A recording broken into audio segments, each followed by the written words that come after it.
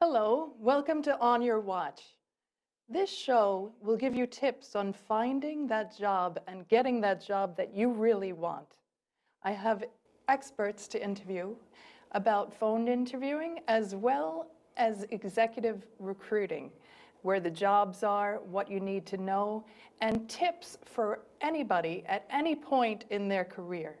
My name is Giordano, and my first guest is Paul Bailo. He is the founder of Phone Interview Pro. He also has an MBA, as well as a clinical degree in psychology for social work, as well as he's working on his Ph.D. currently. But he practically is the foremost expert in the world on phone interviewing. His book, The Essential Phone Interview Handbook, guides people through the initial things that they need to know, while his business figures out 255 different points for improvement for the phone interviewer. Paul has agreed to come on the show and share his wealth of knowledge with us today. Hi, Paul. Hi, Christine. How are you? Good. Good. So, walking through this whole process, I know you've done a lot of research right now on who's hiring in this market. Right. Where are the jobs? Where are the jobs? What should people be aware of? Right. So I spent some time doing research on where are the industries that people should really be looking for currently and potentially in the future. And one thing that popped out was really drone pilots. We heard about drones going into Iraq and smart bombs. But the FCC opened up the bandwidth. There's a huge opportunity to study drone research as a pilot, as avionics and drone research. I mean, it's just a really brand new industry, and it's just so untapped. Think about, we have pilots in Florida actually dropping bombs in Afghanistan, right? Imagine if we had pilots in Florida, manning helicopters that actually, without people who could look at all the power lines in the country. That huge, drops the cost significantly. Think about having drone research where we could have unmanned aircraft for security. You don't have to have a person up there. You could, low cost, very efficient. The plane could be up there for 24 hours, saves the town and the municipalities tons of money. And where else? Another area which sort of is very intriguing is actually, which doesn't not necessarily need any college for, is a barber. I live in Connecticut. It's almost impossible to find the barber, right?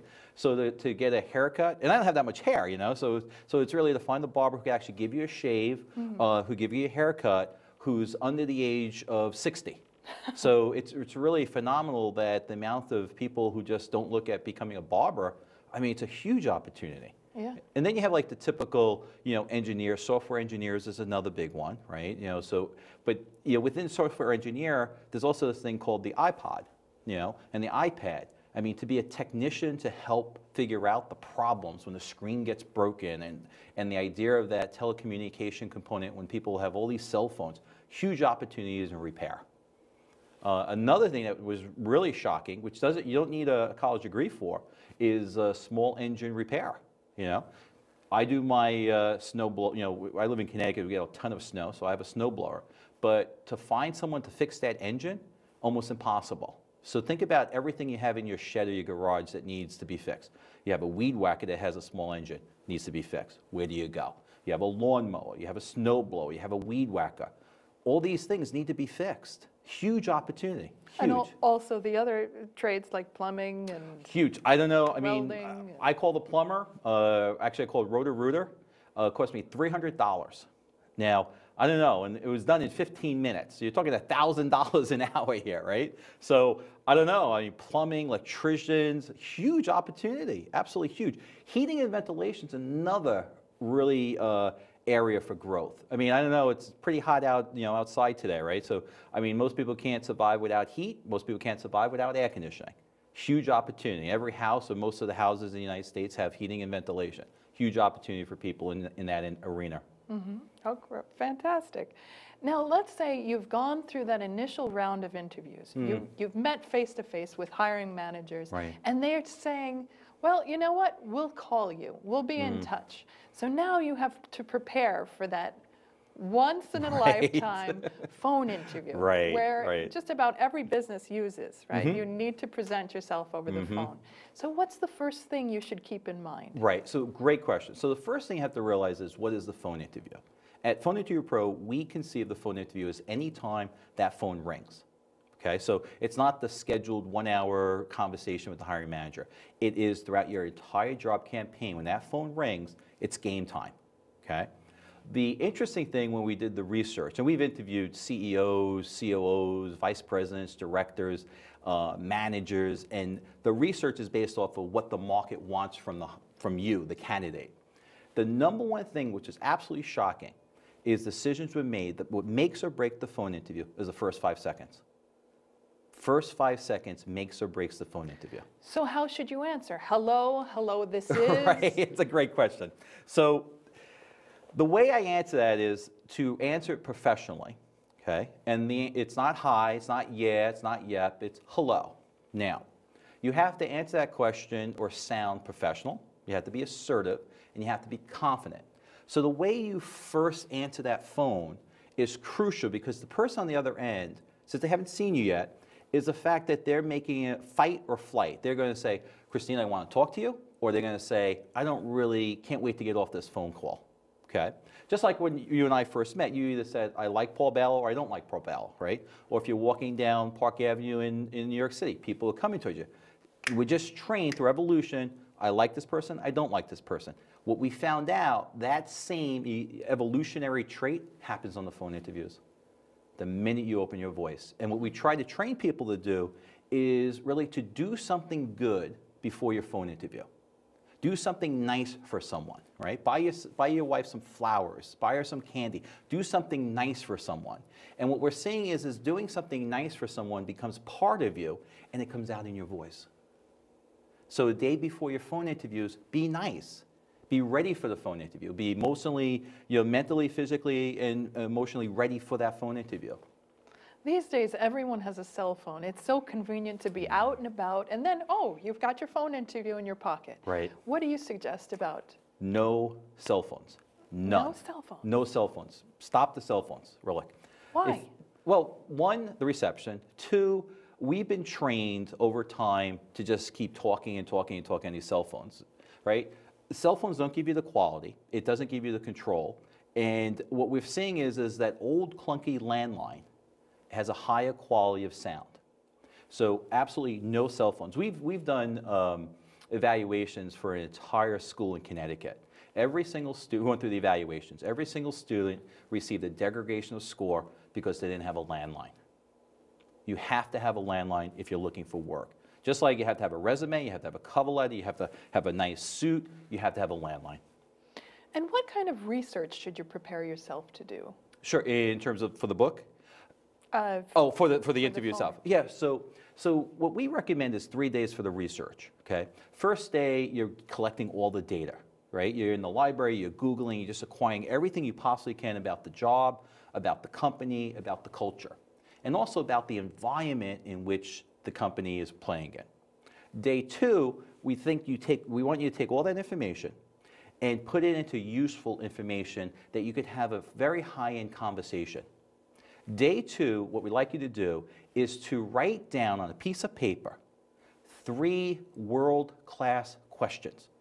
Now, world-class question is something that the president at a press corps gets answered. Highly intelligent, highly sophisticated question that you want to say, wow, this is a really good question.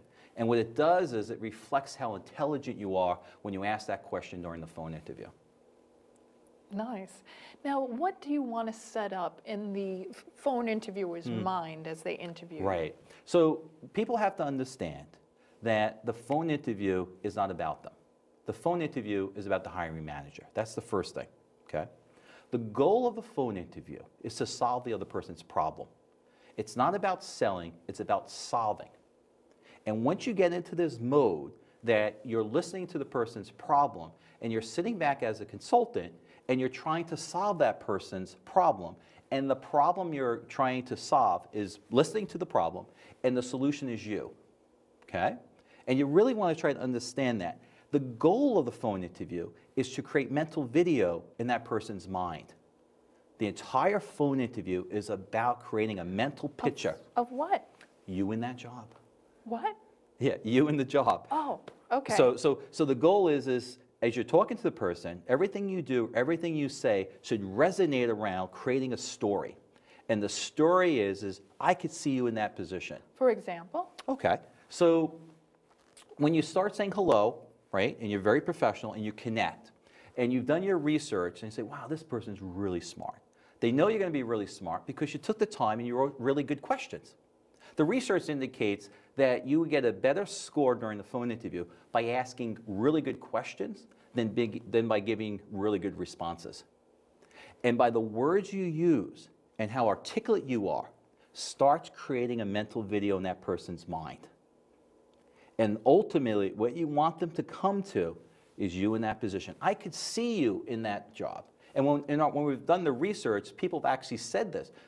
Christine, I could see you in that job. I could see you, coming into the office. I could see you behind that desk. So what that triggered was, we need to make sure the phone interview is just creating mental video. And a great way of actually practicing this, which is free, is listening to the radio. Just listen to, when I was a little kid, my dad, he used to work for the Yankees as a kid, selling hot dogs and beer. And as he got older, he had a problem with his leg. So he used to say, Paul, go upstairs, go get the radio. Right? So I run upstairs, get the radio, turn it on to the Yankee game. Then you say, turn the TV on, right, to the Yankee game. So I turned the TV on to the Yankee game. And then I would turn the sound off on the TV and the sound up on the radio. And you would say, why would he do this? He wanted the best of both worlds. He wanted to see the picture, but he knew that radio announcer knew that the people listening couldn't see it. And the radio announcer was creating mental video in my dad's head. The way he sounded, what he said, the crack of the bat, what was going on. So a quick and easy way of preparing for a phone interview is just listening for talk radio. Oh, fantastic. So at your business, Paul, when someone hires you, what happens? Sure. What we do is we offer mock phone interviews. We actually conduct the mock phone interviews from beginning to end, from scheduling it to evaluating. And as we're conducting the mock phone interviews, our executive evaluators are actually surveying you. We take over 255 dimensions of the phone interview, then we run it through an algorithm, and it predicts if you actually would make it to the next level. We're the only company in the world that does this, and we hold the patent on phone interview scoring. Sounds very sophisticated. sophisticated. It's really very cool. And we're the only company in the world that does this. The career services industry has completely missed the phone interview. And what are you working on your Ph.D. in? I'm actually working on international management at the International School of Management, and I'm doing my dissertation on ego management, how the ego of CEOs impacts driving results. Oh, I love it.